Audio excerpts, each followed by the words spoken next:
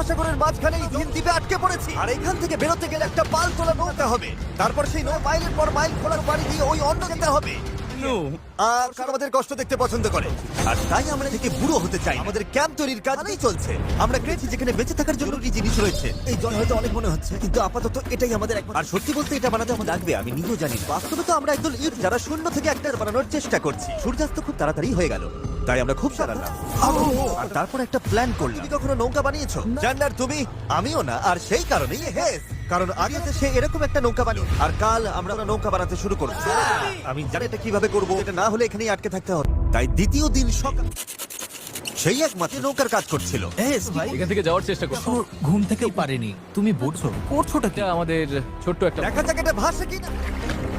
এটা ভাসছে।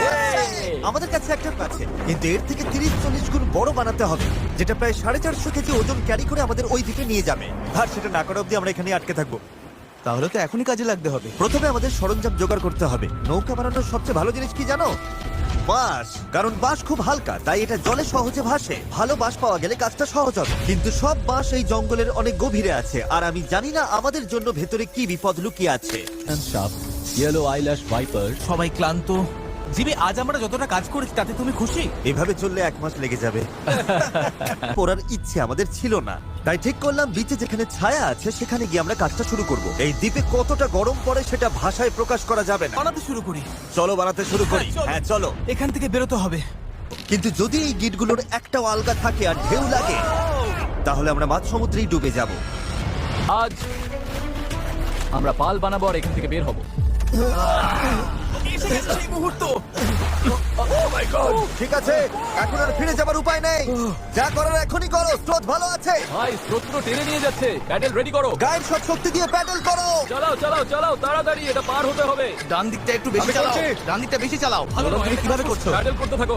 হেইয়ো! হেইয়ো! হেইয়ো!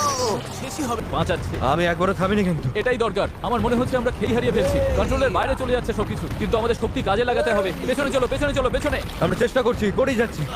আর সামনে এগোচ্ছি না। আমারও তাই মনে হচ্ছে। জোয়ার বদলে গেছে, আর সেটা আমাদের টেনে আমি এই জিনিসগুলোকে ভালোবাসি না। এটা এই চ্যানেলে এখনো পর্যন্ত আমার করা সবচেয়ে কঠিন চ্যালেঞ্জ, আর এতটা কাছে গিয়ে হওয়া, তাও স্রেফ শেষ 5% পথে বদলে যাওয়ার কারণে মেনে নেওয়া একদমই কঠিন। আমি কি বলবো, আমি হারতে পছন্দ করি না। এই অনুভূতিটা আমার ভালো লাগছে না। মনে হচ্ছে আমি তোমাদের হতাশ করছি। আমি সত্যি দুঃখিত। তাই কথা দিচ্ছি আমাদের পরবর্তী দিনে আমি আর হারবো না।